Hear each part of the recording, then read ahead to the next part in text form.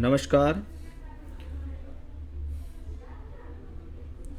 हमारे सामने एक फीमेल हॉरोस्कोप है। 13 सितंबर 1997 को दोपहर को 1:01 पर इनका जन्म हुआ है। आइए देखते हैं इस कुंडली के अंदर कौन कौन से कॉम्बिनेशंस हैं, क्या है, क्या दशा है इनकी, कैसा है इनका भविष्य, जीवन के सभी विशेष पहलुओं पर हम आपसे बात करेंगे। इनकी कुंडली वृश्चिक लग्न और मकर राशि की कुंडली है, जहां लगन के स्वामी मंगल हैं तो वहीं राशि के स्वामी शनिदेव हैं। वर्तमान में शनि की 7.5 इनको चल रही है क्योंकि इनकी मकर राशि है। कुंडली के अंदर शनि त्रिकोण स्थान में पंचम भाव में बैठे हैं और चंद्रमा भी बृहस्पति के साथ है, यानी 7.5 इनके लिए कोई हानिकारक नहीं है। इसलिए 7.5 से संबंधित कोई भी वहम आप अपने मन में ना रखें। साथ ही साथ दशा जो कुंडलियों में चल रही होती हैं उनका ज़्यादा मेन रोल होता है। अगर दशा ही आपको ख़राब है और उस दौरान 7.5 आ गई तो आपको लगेगा 7.5 की वजह से प्रॉब्लम है, लेकिन दशा ज़्यादा प्रॉब्लम देती है। 7.5 तो एक गोचर है जो 20 से 30% ही इफेक्टेड होता है। कुंडली वृश्चिक लगन की है। लगन का मालिक मंगल द्वादश भाव में सप्तमेश शुक्र के साथ है और शुक्र द्वादश भाव का मालिक है, यानी ये मंगल और शुक्र का योग जो आपकी कुंडली से द्वादश भाव में बनता है, ये विवाह में कुछ देरी कराने में भी सक्षम है। ऐसे लोग घर से दूर जाकर काम करते हैं, ऐसा भी संभव है। साथ ही साथ इस कॉम्बिनेशंस को हम हवाई यात्रा या विदेश योग के नाम से भी जानते हैं। मंगल द्वादश भाव में है, इसका मतलब है व्यक्ति को जीवन में प्राप्ति करने के लिए कुछ ज़्यादा एफर्ट्स करने पड़ेंगे। मंगल 12वें घर में है, आप मांगलिक हैं। लेकिन अगर हम मैरिड लाइफ के बारे में बात करें तो उसका अध्ययन हमें करना पड़ता है नवमांश कुंडली से। नवमांश कुंडली में मैरिड लाइफ को लेकर कोई भी खराब सूत्र मौजूद नहीं है। इसका मतलब है मैरिड लाइफ कोई ख़राब नहीं है इस व्यक्ति की। हाँ, ये मांगलिक है इसलिए लड़का मांगलिक ढूंढ लीजिएगा, कुंडली मिलान करके विवाह कर लीजिएगा। क्योंकि अभी राहु में बुध आएगी जून 2023 से जनवरी 2026 के बीच, ये इनके जीवन में विवाह से संबंधित एक अच्छा समय है। यानी आप उस दौरान विवाह से संबंधित प्रस्ताव रखें तो आपके लिए ज़्यादा बेहतर होगा। अभी तो जहाँ ये काम कर रहे हैं, नौकरी कर रहे हैं, इन्हें इनके काम को करने दीजिए। लेकिन राहु में बुध जून 23 से जनवरी 26 के बीच में आएगी, उस दौरान इनकी शादी हो जाएगी। मांगलिक हैं इसलिए मांगलिक वर देखें, नहीं तो कुंडली मिलान पर विशेष ध्यान दें। कुंडली में मैरिड लाइफ के लिए कोई ख़राब सूत्र मौजूद नहीं है, यानी मैरिड लाइफ इनकी अच्छी रहेगी। अब बात करते हैं लग्नेश मंगल जो द्वादश भाव में हो, कहते हैं इसको कहते हैं गुणों का अतिव्यय। व्यक्ति कभी कभी अपनी एनर्जी को व्यर्थ कर देता है, बिना बात के कामों में लगा देता है, इसको ऐसा कहते हैं। सूर्य दशम भाव में राहु के साथ है, बुध के साथ है। दशमेश का दशम में होना अच्छा है, लेकिन राहु के साथ होना अच्छा नहीं है, क्योंकि सूर्य और राहु बहुत निकट हैं एक दूसरे के, डिग्रिकली बहुत क्लोज हैं।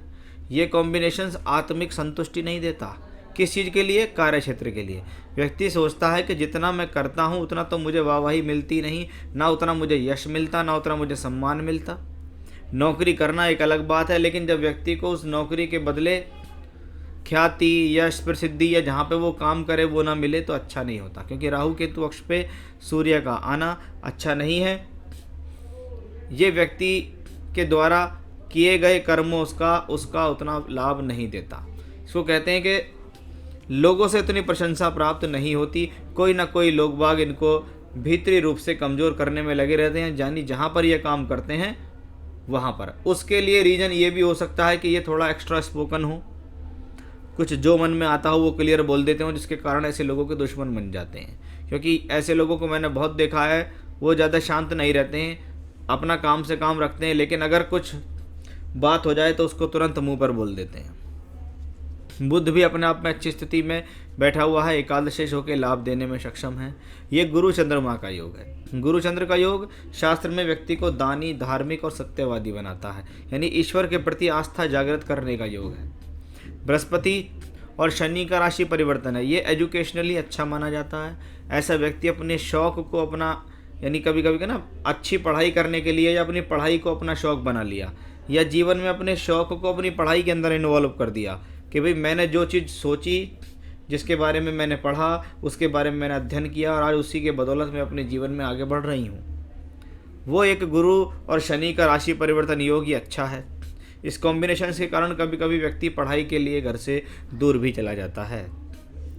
तो बृहस्पति यहाँ धन योग में है क्योंकि वो चंद्रमा के साथ हैं, इसलिए ये कॉम्बिनेशन जीवन में सुख शांति धन समृद्धि देगा, संतान का सुख सहयोग दिलाएगा, संतान का लाभ दिलाएगा। ये संतान प्राप्ति के लिए एक अच्छा योग भी है क्योंकि चंद्रमा आपकी कुंडली में नवम भाव का मालिक होके बृहस्पति के साथ बैठा है, तो ये धन योग तो है ही। ऐसा व्यक्ति अपने भाग्य को बनाने के लिए घर से दूर जाता है। वो कॉम्बिनेशंस भी आपके चार्ट में मौजूद है। तो शनि भी अपने आप में बेहतर हैं। शनि चतुर्थेश होकर त्रिकोण में है, ये भूमि जमीन जायदाद प्रॉपर्टी का सुख दिलाने वाला ग्रह है। पंचम भाव में शनि वक्री होकर बृहस्पति की राशि में हो और बृहस्पति वक्री हो तो इसको कहते हैं टेक्निकल एजुकेशंस कराने वाला combination. Physics, chemistry, math, BSc, commerce, mathematics, engineering, MCA, ये सब ये कॉम्बिनेशंस होते हैं जिनके कारण ऐसे लोग अपने जीवन में ऐसी एजुकेशन कर लें तो बढ़िया रहता है। तो कुल मिला के चार्ट अच्छा है। अब दशा की बारी है। दशा सबसे ज़्यादा इम्पोर्टेंट होती है। जिस ग्रह की आपको दशा चल रही है वो अगर कुंडली में अच्छा है तो आपको रिजल्ट अच्छे हैं, वो बुरा है तो आपको रिजल्ट बुरे हैं, क्योंकि दशानाथ सबसे ज़्यादा मुख्य होता है। वर्तमान में राहु की दशा, राहु दशम भाव में, दशमें सूर्य के साथ कार्य क्षेत्र में यानी काम कराने वाला ग्रह, बुध के साथ है तो लाभ दिलाने वाला ग्रह, वर्तमान में ये नौकरी भी कर रही हैं।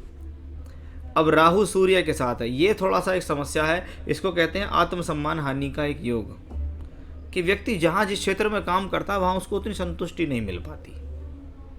ये थोड़ा सा एक समस्या का विषय है। इसमें व्यक्ति सोचता कि मैंने किया तो बहुत, मैंने जिसके बारे में जो सोचा लोगों के लिए मैंने किया, लेकिन कहीं ना कहीं उनके अंदरूनी शत्रु बन जाते हैं।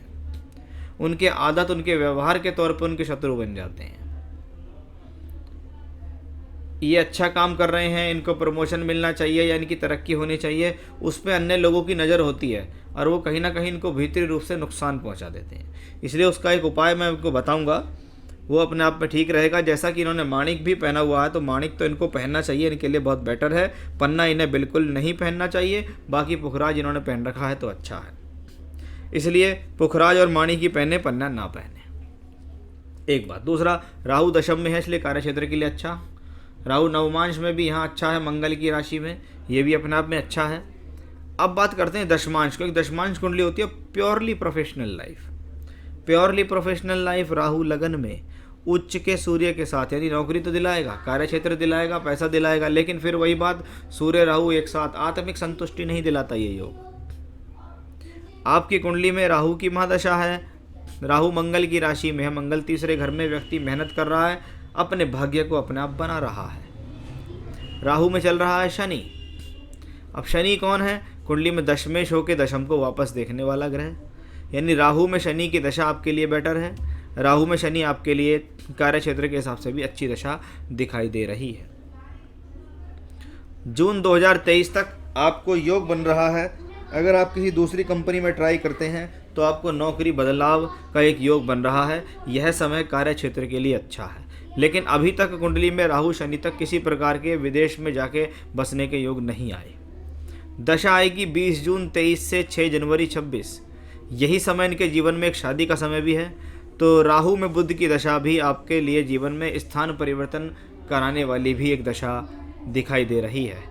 इस दौरान आप स्थान परिवर्तन कर सकते हैं, या अगर विदेश के लिए ट्राई करेंगे तो आपको विदेश में जाने का भी मौका मिल सकता है। साथ ही साथ क्योंकि बुध की अंतरदशा है आपको जून 23 से जनवरी 26, बुध दशमांश कुंडली में 8वें घर में बैठा है, तो ऐसे समय में व्यक्ति को कुछ समय के लिए नौकरी से ब्रेक भी लेना पड़ता है, चाहे वो अपनी मर्जी से हो, चाहे वो शादी की वजह से हो कि जी 5-6 महीने आपने नौकरी छोड़ दी, उसके बाद आपने फिर से सुचारू रूप से नौकरी करी। तो आने वाला यही समय है जून 23 से जनवरी 26, जो आपको बाहर भी ले जा सकता है, जो आपको विदेश का ऑफर भी दिला सकता है, जो आपकी शादी भी करा सकता है। कुंडली अपने आप में बेहतर है, राहु खराब नहीं है। राहु को लग्न और वर्ग कुंडलियों में देखा है तो राहु खराब नहीं है, राहु सिर्फ सूर्य को पीड़ित कर रहा है, जिसके लिए पूजा पाठ में आपको रेगुलर आदित्य हृदय स्तोत्र का पाठ करना चाहिए। भगवान सूर्य देव का आदित्य हृदय स्तोत्र का पाठ करें आप, ये आपके लिए सबसे ज़्यादा बेहतर उपाय है। इसके अलावा कोई उपाय नहीं करना। पुखराज और माणिक आपको आजीवन पहनना है। जैसे जैसे इनको पहने पहने 5-6 साल हो जाएं, अगर अच्छी क्वालिटी का पहना है तो आप इनको चेंज करते रहें। बाकी राहु की दशा प्रोग्रेसिव है, राहु में शनि भी ठीक चल रही है। अगर कोई भी चांस आपको है कि मुझे जॉब चेंज करनी है तो बिल्कुल आप कीजिएगा। आपके लिए वर्तमान में जॉब चेंज का समय चल रहा है। अगर आप ट्राई करते हैं तो आपको जॉब चेंज हो जाएगा। आने वाली दशाएं आपके लिए ठीक हैं, आने वाला वर्ष आपके लिए ठीक है, किसी प्रकार से कोई बड़ी समस्या नहीं दिखती।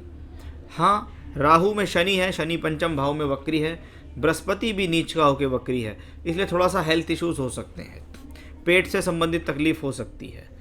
कभी कभी इन कॉम्बिनेशंस के कारण महिलाओं से संबंधित जो मासिक धर्म से संबंधित रोग होते हैं उनसे संबंधित भी पीड़ा देखी जाती है, तो उसका भी थोड़ा आपको खासा ख्याल रखना होगा। हो सकता है उसके लिए कोई डॉक्टरी ट्रीटमेंट लें, फिर आप ठीक हो सकते हैं। बाकी कोई और बहुत बड़ी प्रॉब्लम नहीं है। साथ ही साथ मैं आपको बताना चाहूँगा मंगल शुक्र के योग की।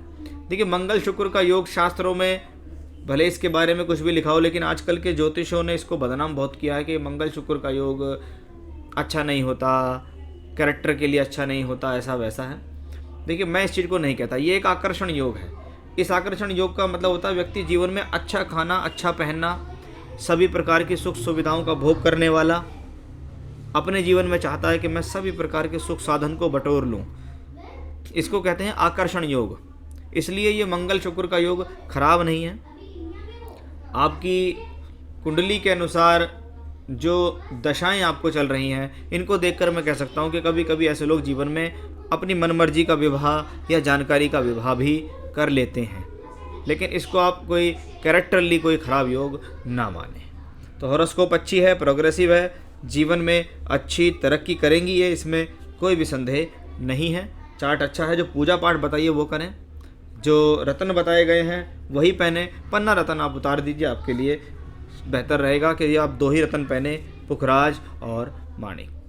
तो ये था आपकी हॉरोस्कोप का एनालिसिस, सवालों के जवाब। सरकारी नौकरी से संबंधित योग भी हैं इस कुंडली में, क्योंकि आपकी वर्तमान की उम्र 24 वर्ष। आने वाली दशाएं आपको अच्छी हैं। अगर आप तैयारी करते हैं तो आप सरकारी नौकरी प्राप्त कर सकते हैं, पर मुझे ज़्यादा ये दिखाई दे रहा है कि आप सरकारी नौकरी के प्रति ज़्यादा आकर्षित होंगे नहीं। आपको इसी नौकरी में तरक्की मिलती रहेगी, तो इसको आप इसलिए सरकारी नौकरी को आप ज़्यादा तवज्जो आने वाले समय में नहीं देंगे। तो प्राइवेट सेक्टर ज़्यादा स्ट्रांग है आपके लिए, वो आपके चार्ट में दिखाई देता है। तो ये था आपकी हॉरोस्कोप का एनालिसिस, सवालों के जवाब और उपाय। नमस्कार।